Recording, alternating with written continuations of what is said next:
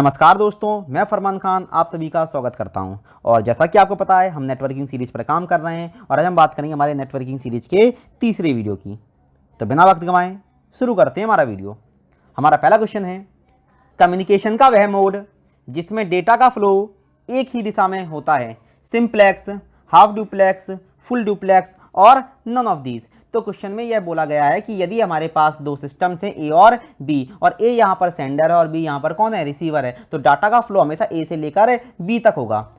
तो इसे हम किस तरह का कम्युनिकेशन मोड कहेंगे? तो इसका आंसर होता है हमारा सिंप्लेक्स। सिंप्लेक्स का मतलब हो जाता है एक ऐसा मोड ऑफ कम्युनिकेशन जहां पर केवल एक सेंडर हो, बाकी सब कौन हो, रिसीवर हो, तो उसे हम क्या कहते हैं, सिंप्लेक्स कहते हैं।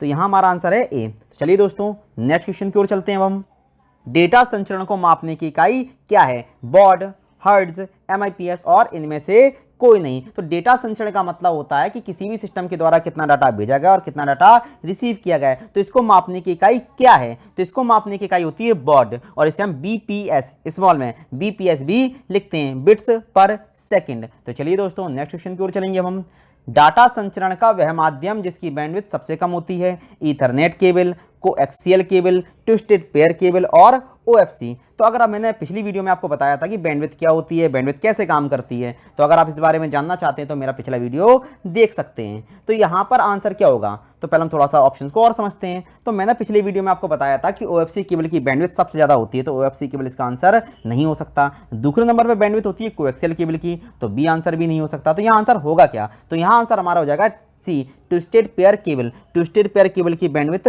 सबसे कम होती है और इसका इस्तेमाल टेलीफोन लाइन के तौर पर किया जाता है। ये आपको याद रखना, ये काफी ज्यादा एग्जाम में पूछा जाता है। तो चलिए दोस्तों, नेक्स्ट क्वेश्चन देखेंगे। हम वह माध्यम जिसका प्रयोग टेलीफोन लाइन के तौर पर किया जाता है, जैसे मैंने अभी थोड़ी देर पहले ही आपको बताया हुआ है कि ट्विस्टेड पेयर केबल एक ऐसी केबल होती है जिसका इस्तेमाल टेलीफोन लाइन के तौर पर किया जाता है। तो हम ढूंढते हैं ऑप्शन में, बिल्कुल सही, तीसरे नंबर पर ट्विस्टेड पेयर केबल दे रखी है, तो यहाँ आंसर हमारा हो जाएगा सी, ट्विस्टेड पेयर केबल। अब इसकी बैंडविड्थ काफ़ी ज़्यादा कम होती है, इसीलिए अगर हम किसी भी कनेक्शन को बनाने के लिए टेलीफोन लाइन का प्रयोग कर रहे हैं तो वहाँ एक समस्या पैदा होती है, और वो समस्या क्या होती है कि वहाँ पर हम इंटरनेट और टेलीफोन कॉल दोनों ही सुविधाओं को एक साथ इस्तेमाल नहीं कर पाते। और टेलीफोन लाइन की जो गति होती है, वो गति क्या होती है, टेलीफोन लाइन का इस्तेमाल करने पर जो हमें गति मिलती है वो गति काफ़ी ज़्यादा कम होती है। तो चलिए दोस्तों, नेक्स्ट क्वेश्चन की ओर चलेंगे। अब हम निम्न में से किस कनेक्टर का प्रयोग ट्विस्टेड पेयर केबल के साथ किया जाता है? RJ45, RJ11, RJ12 और RG58। तो जब भी हम कोई केबल इस्तेमाल करते हैं तो उस केबल के साथ में हमें कनेक्टर का इस्तेमाल करना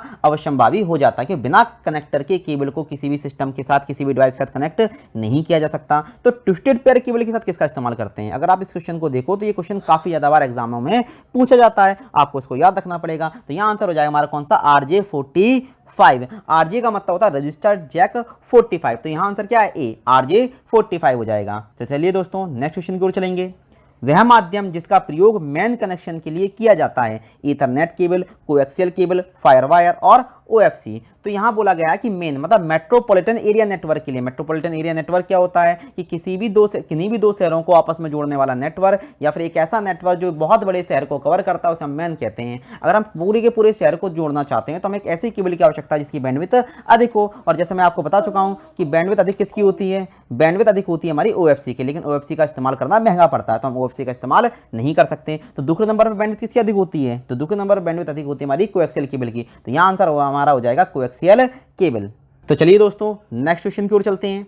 ओएफसी केबल किस सिद्धांत पर कार्य करती है? मल्टीप्लेक्सिंग, पूर्णांतिक परावर्तन, प्रत्यावर्तन और इनमें से कोई नहीं। तो इसको मैंने पिछले वीडियो में डिस्कस किया हुआ था, और जो मैं बार बार आपसे कहता हूं कि आप मेरी पिछली वीडियो जरूर देखिए, आई बटन पर क्लिक कीजिए और पिछली वीडियो पर जाकर इसको समझ लीजिए। तो इसका आंसर हो जाएगा हमारा पूर्ण आंतरिक परावर्तन, टोटल इंटरनल रिफ्लेक्शन। तो चलिए दोस्तों, नेक्स्ट क्वेश्चन देखते हैं। हम इंटर नेटवर्किंग टूल में से क्या अर्थ है? वे टूल जिसका प्रयोग नेटवर्क के अंत में करते हैं, वे टूल जिसका प्रयोग इंटरनेट के लिए किया जाता है, वे टूल जिसका प्रयोग किसी भी नेटवर्क के मध्य किया जाता है, या फिर ये सभी। तो इंटर नेटवर्किंग टूल होते क्या हैं? इंटर नेटवर्किंग टूल का मतलब होता है कि ऐसे टूल या फिर डिवाइसेज जिसका इस्तेमाल नेटवर्क के मध्य में नेटवर्क को बनाने के लिए किया जाता है। तो मध्य में करते हैं हम, बीच में या फिर अंत में नहीं करते, तो मध्य में करेंगे, तो इसका आंसर हो जाएगा हमारा सी, वे टूल जिसका प्रयोग किसी भी नेटवर्क को बनाने के लिए नेटवर्क के मध्य में किया जाता है, उसे हम इंटर नेटवर्किंग टूल कहते हैं। तो चलिए दोस्तों, नेक्स्ट क्वेश्चन देखेंगे। हम वह टोपोलॉजी जिसमें डिवाइसेस आपस में एक दूसरे से कनेक्ट रहते हैं,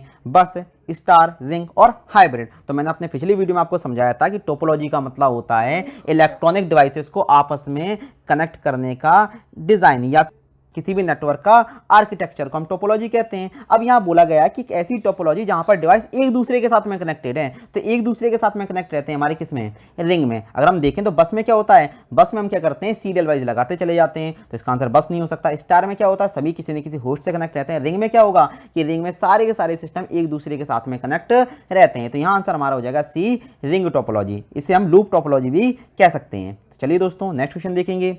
किसी भी ब्राउज़र के द्वारा यदि सर्च हिस्ट्री को क्रिएट होने से रोकना है तो इसके लिए डैश का यूज़ किया जाता है। Caret browsing, new browsing, incognito tab और इनमें से कोई नहीं। तो जब भी हम किसी ब्राउज़र का इस्तेमाल करते हैं तो उस ब्राउज़र के अंदर एक फीचर होता है और उस फीचर के अकॉर्डिंग होगा क्या कि आप जब भी कोई चीज़ सर्च करेंगे तो उसको वो अपने हिस्ट्री में सेव कर लेता है, अपने हिस्ट्री में क्या कर लेगा, सेव कर लेगा। लेकिन यदि कोई यूज़र ये चाहता है कि उसकी हिस्ट्री सेव ना हो तो वो क्या करे, तो यहाँ पर प्राइवेट ब्राउजिंग के तौर पर एक टैब दिया जाता है, उसे हम बोलते हैं इनकॉग्निटो या फिर प्राइवेट ब्राउजिंग। तो यहाँ आंसर हो जाएगा हमारा इनकॉग्निटो टैब। यदि आप इनकॉग्निटो टैब का इस्तेमाल करते हैं तो इनकॉग्निटो टैब का इस्तेमाल करने पर क्या होगा कि ना तो आपकी हिस्ट्री सेव होगी, ना ही कैश और कुकीज़ को सेव किया जाता है। तो चलिए दोस्तों नेक्स्ट क्वेश्चन की ओर चलेंगे अब हम। निम्न में से कौन एक ब्राउज़र का उदाहरण नहीं है, बिंग, आस्क, एज और ये सभी। तो ब्राउज़र होते क्या है, तो ब्राउज़र का अर्थ होता है एक ऐसे एप्लीकेशन सॉफ्टवेयर जिसका इस्तेमाल करके हम किसी भी वेब पेज को एक्सेस कर सकते हैं। जैसे हमारा क्रोम होता है, जैसा हमारा फायरफॉक्स होता है, इस तरह के बहुत सारे ऐप हैं। तो यहाँ हम बात करने वाले इन चारों में से कौन ब्राउज़र का उदाहरण है, तो बिंग और आस्क दोनों ही सर्च इंजन है, दोनों ही ब्राउज़र नहीं होते। तो यहाँ आंसर होगा एज। एज माइक्रोसॉफ्ट कंपनी के द्वारा बनाया गया एक वेब ब्राउज़र है जिसने इंटरनेट एक्सप्लोरर को रिप्लेस किया हुआ है। अगर हम आपसे पूछें कि विंडोज़ 10 का डिफ़ॉल्ट ब्राउज़र क्या है तो उसका आंसर हो जाएगा माइक्रोसॉफ्ट एज। तो चलिए दोस्तों नेक्स्ट क्वेश्चन की ओर चलेंगे अब हम। एक ऐसा नेटवर्क जहां पर कई सारे कंप्यूटर एक साथ कार्य करते हैं परंतु सभी का डाटा किसी एक केंद्रीकृत कंप्यूटर में स्टोर किया जाता है, लैन, मैन, पैन और सैन। अब यहाँ बोला गया है कि एक ऐसा नेटवर्क है जहाँ सारे के सारे कंप्यूटर आपस में कनेक्टेड हैं, जुड़े हुए हैं, लेकिन सारा का सभी डाटा किसी एक कंप्यूटर में सेव होता है, इसे हम सर्वर या फिर हब कहेंगे। तो उस नेटवर्क का नाम क्या हो जाएगा, तो वो होता है हमारा SAN, storage area network. SAN एक विशेष प्रकार का लैन होता है जहां पर हम एक केंद्रीकृत कंप्यूटर या फिर केंद्रीकृत सर्वर का इस्तेमाल करते हैं जिससे कि डेटा को स्टोर किया जा सके। आजकल सरकारी ऑफिसों में इसी प्रकार के नेटवर्क का प्रयोग किया जाता है। तो चलिए दोस्तों नेक्स्ट क्वेश्चन की ओर चलने वाले हैं हम। वह प्रोटोकॉल जिसे HTTP के द्वारा रिप्लेस किया गया, गूफर, बिंग, चार्ली और मोज़ैक। तो HTTP का पूरा नाम होता है हाइपर टेक्स्ट ट्रांसफर प्रोटोकॉल। तो HTTP से पहले हम किस प्रोटोकॉल का इस्तेमाल करते थे, तो HTTP से पहले हमारे द्वारा जो प्रोटोकॉल इस्तेमाल किया जाता था उस प्रोटोकॉल का नाम था गूफर। तो यहाँ आंसर हो जाएगा हमारा ए, गूफर। अब गूफर क्या होता है, कैसे काम करता है, इसके बारे में हम आगे बात करने वाले हैं। अगर आपका सपोर्ट बना रहा तो इसके बारे में मैं वीडियो बनाऊंगा। तो चलिए दोस्तों नेक्स्ट क्वेश्चन की ओर चलते हैं। निम्न में से किसका इस्तेमाल किसी नेटवर्क में मैक एड्रेस का यूज किया जाना चाहिए, तो हब, स्विच, राउटर और ब्रिज। मतलब क्वेश्चन में ये बोला गया है कि इन चारों जो डिवाइस दे रखे हैं इनमें से कौन मैक एड्रेस का इस्तेमाल करता है। तो मैक एड्रेस का एक दूसरा नाम होता है फिजिकल एड्रेस और इसका इस्तेमाल करने वाले डिवाइस का बोलते हैं हम स्विच। तो यहाँ आंसर हमारा हो जाएगा बी, स्विच एक इंटरनेटवर्किंग टूल का उदाहरण है। चलिए दोस्तों नेक्स्ट क्वेश्चन की ओर चलेंगे जो कि हमारा अंतिम क्वेश्चन भी है। निम्न में से किस स्विचिंग तकनीक का इस्तेमाल इंटरनेट के लिए किया जाता है, तो इसके बारे में मैंने अपने पिछली वीडियो में बताया था। अगर आपने इसको ध्यान से सुना होगा तो इसका आंसर आपको हाल ही लगा दोगे। तो यहाँ आंसर हो जाएगा हमारा क्या, पैकेट स्विचिंग। अब पैकेट स्विचिंग भी क्या होती है ये भी हम आगे बताने वाले हैं। तो चलिए दोस्तों ये क्वेश्चन आज हमारे खत्म हो जाते हैं। यदि आपको मेरा वीडियो पसंद आया हो तो इसे लाइक कीजिए, कमेंट कीजिए और चैनल को सब्सक्राइब जरूर कीजिए।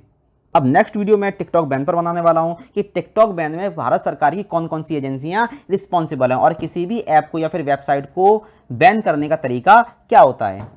मैं आपको ये समझाऊंगा कि हमारे फ़ोन में अगर आपका ब्यूटी प्लस डला हुआ है या फिर टिकटॉक डला हुआ है तो वो किस तरह से काम नहीं कर रहा। तो मेरा नेक्स्ट वीडियो टिकटॉक और चाइनीज़ ऐप के बैन के ऊपर है, तो उसको आप जरूर देखिए, काफ़ी इन्फॉर्मेटिव वीडियो है। तो चलिए दोस्तों मिलते हैं नेक्स्ट वीडियो में। नमस्कार।